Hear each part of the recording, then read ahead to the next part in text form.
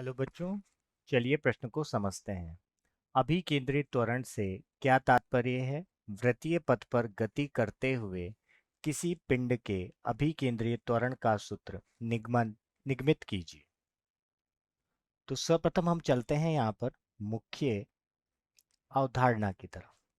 तो मुख्य अवधारणा में सर्वप्रथम हम बात करेंगे अभिकेंद्र त्वरण की। अभिकेंद्र त्वरण क्या होता है? जब कोई भी वस्तु किसी वृत्तीय पथ पर क्या करती है, चक्कर लगा रही हो, तो इस वृत्तीय पथ पर चक्कर लगाने के लिए, अगर वृत्तीय पथ पर चक्कर लगा रही हो तो वृत्तीय पथ पर चक्कर लगाने के लिए क्या होता है, इस पिंड की जैसे मान लीजिए चाल, तो वहां पर क्या होगी, इसके स्पर्शजा की तरफ होगी कि यहाँ पर कहीं भी बिंदु पर अगर कोई स्पर्शजा डालें तो उस स्पर्शजा किसको व्यक्त करेगी, इसकी चाल को या वेग की दिशा को व्यक्त करेगी। चाल तो यहाँ पर क्या होगा, परिमाण होगा। और केंद्र की तरफ, यहाँ पर केंद्र की तरफ एक बल कार्य करता है जिसे कहते हैं हम अभिकेंद्रीय बल। और उसी की दिशा में एक त्वरण कार्य करता है जिसे कहते हैं अभिकेंद्रीय त्वरण, जिसे हम ए से प्रदर्शित करते हैं। ये हमेशा लंबवत होता है किसके? वेग के। वेग के हमेशा लंबवत होता है। और ये हमेशा केंद्र की तरफ लगता है जब वृत्तीय पथ पर चक्कर लगाते हैं।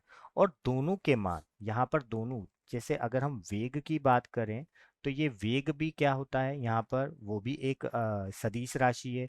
और त्वरण भी क्या है यहाँ पर, सदिश राशि है। ठीक है। तो वेग क्या है यहाँ पर, सदिश राशि है। तो वेग में परिमाण की वजह से परिवर्तन ना आकर उसकी दिशा की वजह से परिवर्तन आता है। परिमाण तो यहाँ पर क्या होता है, एक समान होता है, एक समान चाल रहती है। तो अब हम इन्हीं को उपयोग में लेकर चलिए हम प्रश्न को हल करते हैं। चलिए हल। तो सबसे पहले हमें यहाँ पर बताना है अभिकेंद्रीय त्वरण। तो अभिकेंद्र त्वरण, तो अगर कोई भी वस्तु किसी वृत्तीय पथ पर चक्कर लगा रही है, तो वस्तु वृत्तीय पथ पर चक्कर लगा रही है तो केंद्र की तरफ एक बल कार्य करता है, अभिकेंद्रीय बल। उसी दिशा में एक त्वरण भी लगता है जिसे कहते हैं हम अभिकेंद्रीय त्वरण। और इसकी जो दिशा होती है हमेशा लंबवत होती है किसके, इस वेग की दिशा के। तो अब हम इसको परिभाषित करेंगे कि जब कोई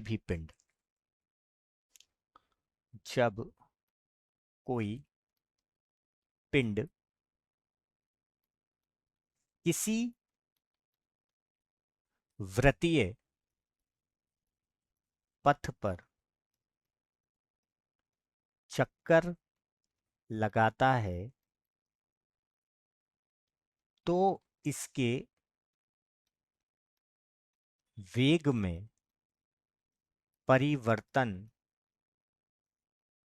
लगातार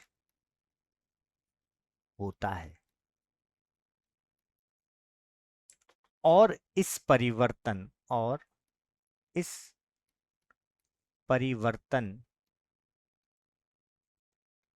परिवर्तन की वजह से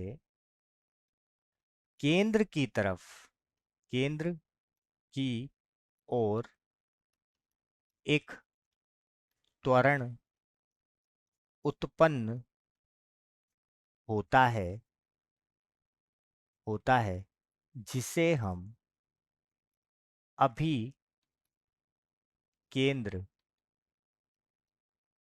त्वरण कहते हैं, त्वरण कहते हैं। अब अभिकेंद्र जो त्वरण होता है, इस अभिकेंद्रीय त्वरण का मान किन किन बातों पर निर्भर करता है? इस वस्तु की चाल पर निर्भर करता है, इसको हम व्यक्त करते हैं ए से। तो v का वर्ग। और इसके वृत्तीय पथ की त्रिज्या पर निर्भर करता है, v का वर्ग बटे r। और ये जो होता है कोणीय वेग, अगर अगर हमें इसे कोणीय वेग में लिखना हो तो कोणीय वेग में भी हम इसे लिख सकते हैं। कोणीय वेग के पदों में अगर हम लिखें तो ये हो जाता है हमारा ए बराबर आर ओमेगा का वर्ग। तो ये किस में है, किन पदों में है, कोणीय वेग के पदों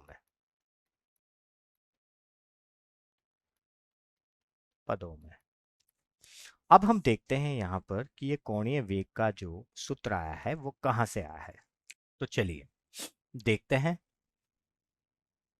तो यहाँ पर हम एक चित्र बनाते हैं। इसमें किसी पिंड के बारे में बात करते हैं, जो कि पिंड जो अगर हम बात करें तो Q1 और ये Q2, यहाँ पर इसका वेग जो था, अगर स्पर्शजा डालेंगे तो क्या हो जाएगा, यहाँ पर V1 और यहाँ पर वेग हो गया इसका V2। अब यहाँ पर इसकी जो त्रिज्या है वो R त्रिज्या के वृत्तीय पथ पर क्या कर रहा है, ये चक्कर लगा रहा है। और यहाँ पर जो कोणीय विस्थापन हो रहा है वो डेल्टा टी थीटा हो रहा है, और जो यहाँ पर रेखीय विस्थापन हो रहा है वो डेल्टा एक्स हो रहा है। ठीक है। अब अगर मैं यहाँ पर वेग को अलग से बताऊं तो एक वेग तो जो कार्य कर रहा है वो कुछ ऐसे कर रहा है, जैसे ये तो हो गया हमारा ए और ये हो गया हमारा बी, और एक वेग यहाँ पर ऐसे लग रहा है। दोनों के हमने बता दिया एक ही। तो यहाँ पर जो वेग होगा इनका वो क्या हो जाएगा, डेल्टा वी का वेक्टर। ठीक है।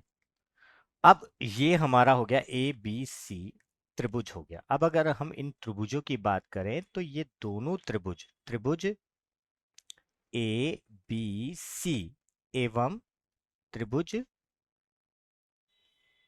ओ ओ Q1 Q2, ये दोनों के दोनों क्या होते हैं, समरूप होते हैं। और अगर ये समरूप हैं तो हम यहाँ से लिख सकते हैं, तो हम क्या लिख सकते हैं, यहाँ से हम लिख सकते हैं Q1 बटे Q1 Q2 बटे Q1 O बराबर में BC बटे AB। अब हमें पता है कि मान लीजिए कि यहाँ पर जब ये यहाँ था तो यहाँ T1 T टाइम था, और यहाँ पहुँचा तो यहाँ हो गया T plus D delta T.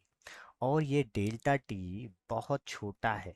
अगर ये डेल्टा टी बहुत छोटा है तो हम यहाँ पर लिख सकते हैं, अगर बहुत छोटा है तो डेल्टा थीटा भी क्या होगा, बहुत छोटा होगा। और अगर ये भी बहुत छोटा है तो हम लिख सकते हैं Q1 Q2 बराबर लिख सकते हैं डेल्टा x के। तो इसमें हम लिख देंगे इसको डेल्टा x के बराबर, और Q1 O हमारा क्या है, त्रिज्या है। BC हमारी क्या है, डेल्टा V है। AB क्या है, हमारी यहाँ पर वेग है। तो ये हमारी एक समीकरण बन गई। अब इस समीकरण में समीकरण प्रथम में अगर हम दोनों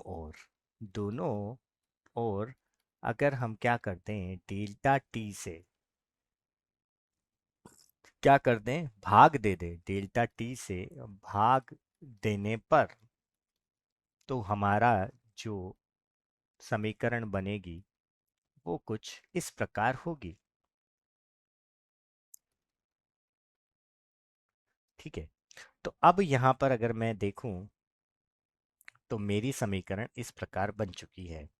तो मैंने यहाँ पर क्या करा है कि डेल्टा v बटे डेल्टा t बराबर, मैं यहाँ पर लिख सकता हूँ v बटे r, और गुणा में यहाँ पर लिख सकता हूँ डेल्टा x बटे डेल्टा t। और हमें पता है कि यहाँ पर अगर मैं लिमिट लगा दूँ किसी एक बहुत ही कम टाइम के लिए देखना चाहता हूँ मैं, तो लिमिट को हमने कहाँ तक कर दिया है, 0 तक कर दिया है। तो मैं यहाँ पर ऐसा लिख सकता हूँ, और दोनों ओर मैं इसको लगा रहा हूँ। ठीक है। तो अगर मैं यहाँ पर लगाऊंगा तो किसी बहुत कम अंतराल के लिए आएगा, तो dv बटे dt बराबर हो जाएगा v बटे r, और ये हो जाएगा dx बटे dt के।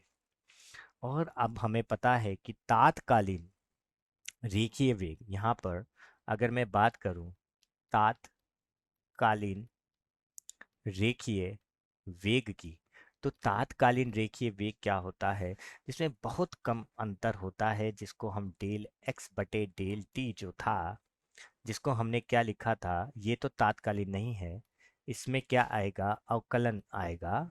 तो यहाँ पर मैं यहाँ पर लिखूंगा अवकलन dt। तो इसकी जगह अगर मैं यहाँ पर ये रख दूंगा, तो मेरी जो समीकरण बनेगी, अगर मैं रख दूंगा तो मेरी जो समीकरण बनेगी, एक तो मेरा यहाँ पर आया था कि जैसे पहले मैं उसको वापस से लिखता हूँ, डी वी बटे डी टी बराबर वी बटे आर डी एक्स बटे डी टी। तो हमें पता है कि वेग में परिवर्तन की दर क्या कहलाती है, वेग में परिवर्तन की दर कहलाती है त्वरण। तो यहाँ पर जो त्वरण का सूत्र बनेगा वो dv बटे dt, dv बटे dt। और यहाँ पर जो तात्कालीन वेग होगा उसे हमने पीछे देख लिया है, a बराबर v बटे r गुणा में a। तो हमारा यहाँ से जो यहाँ पर अभिकेंद्रीय त्वरण का सूत्र बनेगा v का वर्ग बटे r। अगर मैं इसी को कोणीय वेग के पदों में निकालना चाहूँ, तो मैं क्या करूँगा, यहाँ पर मुझे पता है v बराबर होता है r ओमेगा। तो मैं a बराबर यहाँ पर r का स्क्वायर वर्ग, v ओमेगा का वर्ग, r से r को काट दूंगा तो r ओमेगा का वर्ग यहाँ पर मेरा कोणीय वेग के पदों में आ जाएगा। तो ये अभिकेंद्रीय त्वरण का जो हमने सूत्र है वो हमारी अवधारणाओं से हमने सिद्ध कर लिया है। तो मैं आशा करता हूँ आपको समझ आया होगा। धन्यवाद।